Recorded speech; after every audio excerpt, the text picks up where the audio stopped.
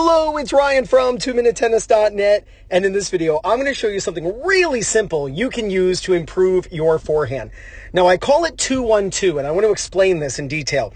When you take your racket back on your forehand, take it back with both hands. The reason I call it two is because you have two hands on the racket.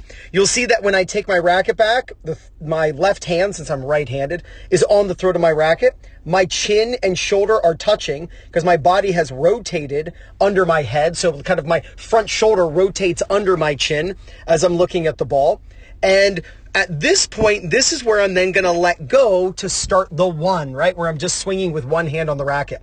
Now, I want you to understand one simple concept right here. As the racket goes down, your non-hitting hand is going to go forward. So watch my non-hitting hand go forward as my racket goes down. So you want to think of it as you take the racket back with both hands and your hands are together, right? So like your left hand and your right hand are very close together. Well, now they separate. Your non-hitting hand clears out of the way so your hips can start to turn. And when you get to contact, you'll notice how high my left hand is. I don't want your left hand dropping as you hit the ball. It's very common that players will actually hug themselves when they hit the forehand because their non-hitting hand is dropping. You want your non-hitting hand rising as you're striking the ball. Well, we got the two, and then we've got the one, which is one hand on the racket. So where's the second two?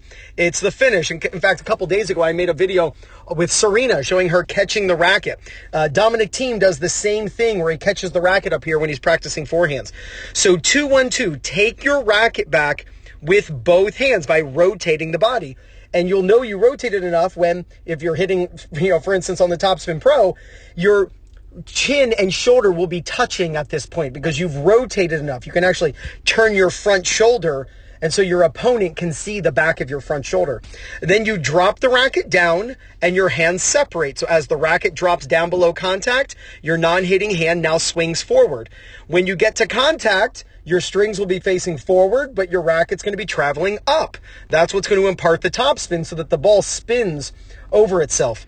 You'll see that my non-hitting hand, as I mentioned, is higher than contact and rising. So important for your level of play to increase and your consistency on the forehand side. And then I want you to catch the racket high over the shoulder. I usually get a little pushback on this, like, oh, that's not what you see the pros do. You're right. You don't always see the pros doing this. But when amateur players do it, they gain a lot of consistency. So I want you to go out and practice the 2-1-2. Get a Topspin Pro. By the way, the Topspin Pro, incredible product. I am an affiliate. You got to grab one in the description below.